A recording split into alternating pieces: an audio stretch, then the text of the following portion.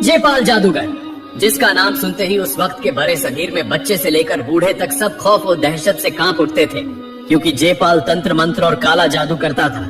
वह कई सालों तक खुफिया तौर पर पुरअसरार पहाड़ की घार में बैठकर काला जादू सीखता रहा और एक बड़ा जादूगर बन गया। इसके पास काले जादू की इतनी खौफनाक ताकत थी कि इसका मुकाबला करने की किसी में हिम्मत न थी। उस जमाने में बड़े सगीर की सरजमीन पर इस्लाम का नूर अभी नहीं पहुंचा था। लोग जाहिल थे और अंधी अकीदत में डूबे हुए थे। कोई पत्थर के बुत को खुदा समझता, कोई आग को और कोई दरख्त को। खास तौर पर राजस्थान के मशहूर आना सागर के इर्द गिर्द सैकड़ों बुत मौजूद थे और रोजाना बुत परस्ती जारी रहती। इस पूजा के साथ साथ तंत्र मंत्र और काले जादू का खौफनाक खेल भी जुड़ चुका था। राजा पृथ्वीराज निहायत सख्ती से अपनी रियासत चलाता था और उसके दौरे हुकूमत में मजहबी रसूमात से हटने की कोई गुंजाइश न थी। इधर ख्वाजा मोइनुद्दीन चिश्ती राजस्थान के अजमेर की सरजमीन पर कदम रख चुके थे। वह कुरान का नूर फैलाने के लिए तशरीफ लाए थे। एक दिन जब राजा पृथ्वीराज पूजा शुरू करने वाला था तो दूर तारागढ़ पहाड़ की जानिब से मधुर अजान की आवाज आने लगी। यह आवाज सुनकर वह चौंक उठा। ऐसी आवाज, ऐसा सुर उसने पहले कभी न सुना था। यह न कोई शंख की आवाज थी न मंत्र।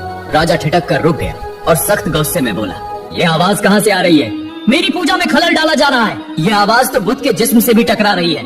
फौरन जाओ और तारागढ़ पहाड़ जाकर देखो, यह आवाज कहाँ से आ रही है और कौन है जिसने हमारी पूजा में मदाखलत की है।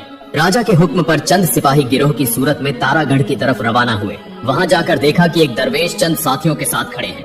एक सिपाही आगे बढ़ा और बोला, आप कौन हैं और हमारी पूजा में रुकावट क्यों डाल रहे हैं? हमारे पूजा के वक्त आप ऐसी आवाज क्यों निकालते हैं जो हमारे राजा को बर्दाश्त नहीं?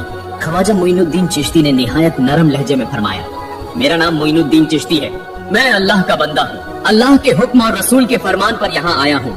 ऐ मेरे अजीज भाइयों, तुम तोहम परस्ती में फंसे हुए हो। एक अल्लाह के सिवा कोई माबूद नहीं और मोहम्मद उसके आखिरी रसूल हैं। मैं तो इसी अजीम अल्लाह के हुक्म की तामील कर रहा हूँ। तुम्हें तो कोई तकलीफ नहीं होनी चाहिए। यह बुत तुम्हें कोई फायदा नहीं दे सकते। अब भी वक्त है कि बुत परस्ती छोड़कर एक अल्लाह की इबादत इख्तियार कर लो। यह सुनकर सिपाहियों ने कहा, देखो आप यहाँ से चले जाओ, वरना अगर हमारे राजा को पता चल गया तो आपको बहुत नुकसान पहुँचेगा। यह कहकर सिपाही वापस राजा के दरबार में आए और सारी बात बता दी। यह सुनकर राजा पृथ्वीराज सख्त गजबनाक हुआ। उसके दिल में एक ही बात थी कि किसी तरह इस फकीर को यहाँ से निकाल देना चाहिए, वरना हमारा हिंदू धर्म खत्म हो जाएगा। मगर वह कुछ बोला नहीं और खामोश रहा। अगले दिन राजा पृथ्वीराज ने एक बहुत बड़ी पूजा का इंतजाम किया। दूसरी तरफ ख्वाजा मोइनुद्दीन चिश्ती लोगों में जाकर इस्लाम की दावत दे रहे थे। इधर जेपाल जादूगर अपने तंत्र मंत्र और काले जादू की इबादत में मशगूल था। पूजा शुरू होने ही वाली थी कि फिर दूर से वही मधुर अजान की आवाज आने लगी। यह सुनकर राजा गुस्से से लाल हो गया और बोला, किसकी यह जुर्रत है कि बार बार हमारी पूजा के वक्त खलल डाल रहा है? जाओ